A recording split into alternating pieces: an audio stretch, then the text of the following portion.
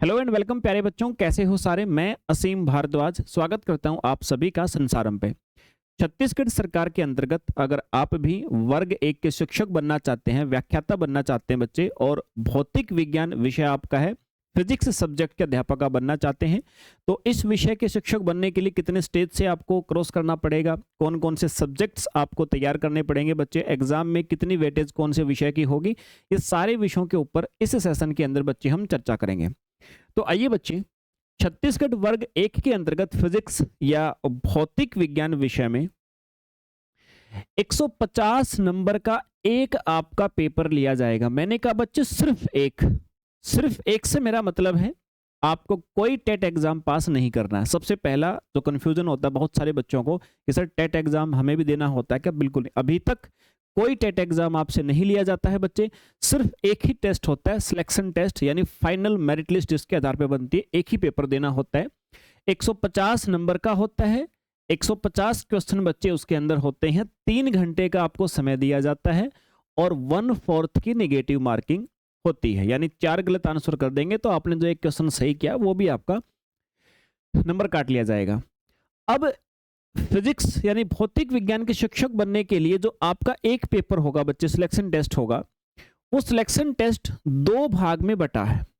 एक आपका मुख्य विषय यानी जिस विषय के आप शिक्षक बनना चाहते हैं, 100 क्वेश्चन इसके आएंगे बच्चे, और एक सामान्य विषय यानी कि सर कुछ जनरल सब्जेक्ट होंगे जो सभी के लिए एक समान होते हैं, 50 क्वेश्चन आपको यहां से देखने को मिलेंगे। फिजिक्स यानी भौतिक विज्ञान में जो आपको विषय दिए गए हैं, जिस जिस टॉपिक से आपसे 100 क्वेश्चन रहने वाले हैं बच्चे, तो कमीशन की तरफ से आपको बताया गया है आधुनिक एवं नाभिकीय भौतिकी से 25 क्वेश्चन होंगे, यानी modern and nuclear physics. Nuclear physics जैसे रेडियो एक्टिविटी होता है, आपके गेट सिस्टम होता है, लॉजिक गेट्स आपने सुना होगा बच्चे, तर्क द्वार, अच्छा सेमीकंडक्टर डिवाइसेज, हम बहुत बड़ा चैप्टर है ये आपका। तो इससे रेलिवेंट जो क्वेश्चंस आपके रहने वाले 25 के आसपास रहेंगे, ठीक है। विद्युत गतिकी एवं चुंबकत्व, तो बच्चे इलेक्ट्रोमैग्नेटिज्म आपका जो टॉपिक होता है उससे रिलेटेड 3 से 4 यूनिट बनते हैं आपकी। एक के अंदर आप इलेक्ट्रिक करंट के विषय में पढ़ते हो, उसके बाद फिर मैग्नेटिक इफेक्ट पढ़ते हो, और फिर प्रॉपर्ली आप मैग्नेट के विषय में बहुत सारे फिनोमिनन पढ़ते हो। तो कुल मिला के विद्युत गतिकी एंड चुंबकत्व 25 क्वेश्चन बच्चे यहां से रहने वाले हो। उसके बाद ध्वनि एवं प्रकाश, साउंड एंड वेव से बच्चे 25 क्वेश्चन रहेंगे। साउंड एंड वेव कोई छोटा चैप्टर नहीं है बच्चे, इवनली मैं ये कह सकता हूं कि अकेला जो प्रकाश वाला चैप्टर है ना बच्चे, ये आपका लगभग ये ध्वनि को भी मिला दो, इस ऊपर वाले यूनिट को मिला दो, इन दोनों को मिला करके इतना बड़ा चैप्टर है, और उतना ही इंपॉर्टेंट भी है आपका अगर आपने पढ़ा हो तो। फिर एक गुरुत्वाकर्षण और गतिकीय यानी कि सर ग्रेविटेशन और डायनामिक्स, यहां से आपके 25 क्वेश्चन रहने वाले हैं। इन्होंने कोई विशेष चैप्टर का नाम नहीं लिखा, डायरेक्टली गतिकीय लिख दिया बच्चे। इस गतिकीय के अंतर्गत बहुत सारे आपके चैप्टर शामिल होने वाले हैं, सबको विस्तार से बताऊंगा मैं आपको एक सेशन के अंदर। तो ये कुल मिला के 4 पार्ट में आपकी बटी होगी फिजिक्स, जो मेन सब्जेक्ट है 100 नंबर का आएगा। उसके बाद बच्चे जो सामान्य विषय है, सामान्य विषय की अगर मैं बात करूं तो शिक्षण शास्त्र आपका मुख्य तौर पे पेडागोजी से रिलेटेड क्वेश्चन आएंगे 30 क्वेश्चन, सामान्य हिंदी से 5, सामान्य अंग्रेजी से 5, कंप्यूटर से 5 और सामान्य ज्ञान से 5, 50 क्वेश्चन ये होंगे। कुल मिला के 150 नंबर में से कट ऑफ लगेगी वैकेंसी के हिसाब से बच्चे, और फिर फाइनली जो ऊपर वाले बच्चे हैं उनको सिलेक्ट किया जाएगा इस एग्जाम के द्वारा। अब महत्वपूर्ण बात यह है, जो मैं कह रहा था भाई, ये 4 टॉपिक्स, ये 4 यूनिट आपके सिलेबस में दी गई हैं। पिछला पेपर हुआ था इसी के आधार पे, उसके अंदर क्वेश्चन आपको देखने को मिला था। अब मेन चीज ये है प्यारे बच्चे कि सर क्या लेवल की आएंगी।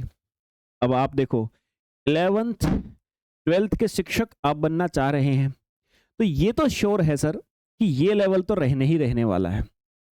एग्जैक्टली अगर कोई मेरे से बच्चा पूछना चाहे कि सर मैं कितना पढ़ूं, किस लेवल का पढ़ूं ताकि मेरा एग्जाम क्वालिफाई हो जाए, तो बच्चे मैं आपको एक राय दूंगा कि 11th और 12th इन दोनों ही कक्षाओं में ये जो सिलेबस में टॉपिक दिए गए हैं ना, ये जो आपको सिलेबस में टॉपिक दिए गए हैं, चारों के चारों यूनिट्स, ये चारों के चारों यूनिट्स मेरे भाई आपको 11th और 12th से सबसे पहले पढ़नी है। सबसे पहले पढ़नी 11th 12th से। 11th 12th से समथिंग आपका 75% हिस्सा होने वाला है आपके पेपर का। उसके बाद फिर यही टॉपिक्स बच्चे आपको ग्रेजुएशन की बुक्स भी उठानी पड़ेंगी, और ग्रेजुएशन की बुक्स से आपका समथिंग 25% हिस्सा रहने वाला है। ग्रेजुएशन को कोई बहुत बड़ी चीज़ मत मानो, सिलेक्टेड टॉपिक जो आपके सिलेबस में है ना, वो ग्रेजुएशन में से उठाओगे तो बच्चे बहुत कोई कॉम्प्लिकेटेड चीज़ नहीं है, अगर आप स्कूल कॉलेज में थोड़ा बहुत ही पढ़ के आए हो। एक बार ट्राई कर सकते हो। अगर आपको लगे कि नहीं सर ट्राई कर लिया है और अपने स्वयं से बात नहीं बन रही है बच्चे, तो फिर देखिए अपने पास एक तरीका है। आप अपने आसपास आप जितने भी शिक्षकों को जानते हो, जिनसे पहले पढ़े हो, जिनके साथ अच्छी बॉन्डिंग है, आप उनसे संपर्क करके उनसे दोबारा से ये सिलेबस की प्रिपरेशन करना शुरू करें बच्चे। और अगर आप कर रहे हैं पहले से तो कंटिन्यू रखें प्रिपरेशन को, एनालाइज करते रहें, जज करते रहें। और अगर बच्चे किसी एस्पिरेंट्स को प्रिपरेशन अभी करनी है, उसको लगता है कि सर मैंने प्रिपरेशन स्टार्ट करनी है, तो संसारम एप्लीकेशन में बच्चे आपका बैच स्टार्ट हुआ है, आज ही से बैच स्टार्ट हुआ है। छत्तीसगढ़ वर्ग 1 के लिए बच्चे फिजिक्स यानी भौतिक विज्ञान का बैच शुरू हुआ है। अभी फीस 1449 रुपये कंप्लीट कोर्स की है बच्चे। लाइफ टाइम वैलिडिटी आपको दी जाती है हमारे हर कोर्स में। अब फीस का ऐसा है बच्चे, जो फीस रखी गई है इसके अंदर इनिशियली आप एक कूपन कोड लगा दोगे न्यू 50 बच्चे अभी कूपन कोड लगाओगे तो ये कोर्स आपको समथिंग 999 रुपये में ही कंप्लीट पड़ जाएगा मेरे भाई, ठीक है ना। तो समथिंग 1000 रुपये से कम का बैच है। पूरे कंसेप्ट जैसा आपका सिलेबस है, जैसे पिछले पेपर हुए हैं, सारे पेपरों का एनालाइज करके आपको पूरे डिटेल्ड कंसेप्ट कराए जाएंगे। चैप्टर वाइज आपको एमसीक्यू कराए जाएंगे मेरे भाई, और मॉक टेस्ट के माध्यम से आपको कंफर्ट फील कराया जाएगा कि जो आप लोग पढ़ रहे हो उन सारी की सारी चीज़ों का आपको बेनिफिट मिल रहा है या नहीं। यानी अपने अपने समय पे ये सारी चीज़ों को हमने इसके अंदर शामिल कर रखा है भाई। क्लियर हो गई ना बात? ओके सर, तो ये तीनों चीज़ों के साथ ये बैच आपको मिलेगा। जितने सिलेबस आपको, जितने टॉपिक्स आपको दिए गए हैं, ईच एंड इंडिविजुअल टॉपिक के ऊपर डिस्कशन होगा और उसी लेवल तक होगा जिस लेवल तक मैंने आपको बताया है कि आपको कितना पढ़ना है।